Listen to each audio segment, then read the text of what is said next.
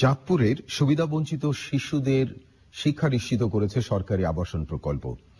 নদী ভাঙনে সবকিছু হারিয়ে নিঃস্ব হওয়া মানুষগুলোকে আশ্রয় দেয় পাল্টে গেছে জীবনমান। এলাকাবাসী বলছেন এমন উদ্যোগে স্বাবলম্বী হচ্ছেন তারা।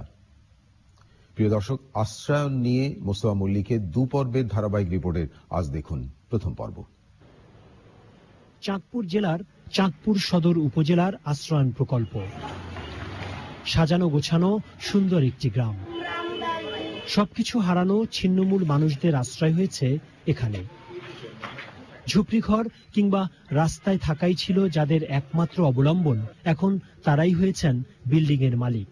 আঙ্গো জায়গা নাই, জমি নাই, ঘর নাই, দুয়ার নাই, সরকার আঙ্গরে জায়গা করে দিছে, ঘর করে দিছে, দুয়ার করে দিছে। আমাদের ওই যে আমরা বিল্ডিং এ থাকতে আছি, ওরা থাকতে আছে, সবাই থাকতে ভালো হয়েছে। ভালো হয়েছে। এখনই ভালো আছি। কেন এখন ভালো আছেন? এখন ভালো আছি, বিল্ডিং ও তাই দাঁড়িয়ে স্কুল আছে, স্কুলে ছেলে মেয়েরে পড়াইতে পারি। ভালো তো থাকার একদিন আশ্রয় পাই না, আশ্রয় পাইছি।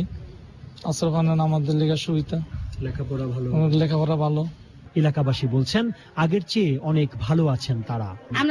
আমরা যদি নিজে বাপ ছেলে সন্তানের পড়ালেখা না করাই তাহলে কেমনি করবো? অনেক উপকার হয়েছে আর সামনে দিয়ে আশা করে হবে। নদী ভাঙনে সবকিছু হারানো 250 পরিবারের প্রত্যেককে দেয়া হয়েছে একটি করে বাড়ি ও এর মালিকানা। আশ্রয়নের মধ্যেই আলাদা বাজার ও পার্ক নির্মাণের কাজ এগিয়ে চলছে। নদী ভেঙে যেসব পরিবার নিঃস্ব হয়ে গেছে তাদের কি বা ভবিষ্যৎ, এটা একসময় ভাবনার বিষয় ছিল। তবে এখন এ ধরনের আশ্রয়ন প্রকল্প পাল্টে দিয়েছে যারা সবকিছু হারিয়েছে তাদের জীবন। এখানে স্থায়ী ঠিকানা হওয়ার পর যারা অভিভাবক আছেন তারা বলছেন তাদের সন্তানদের তারা এখন বিনামূল্যে শিক্ষাও দিচ্ছেন। সত্যিকার অর্থেই এটা কিন্তু শিক্ষার জন্য একটি ভালো সংবাদ।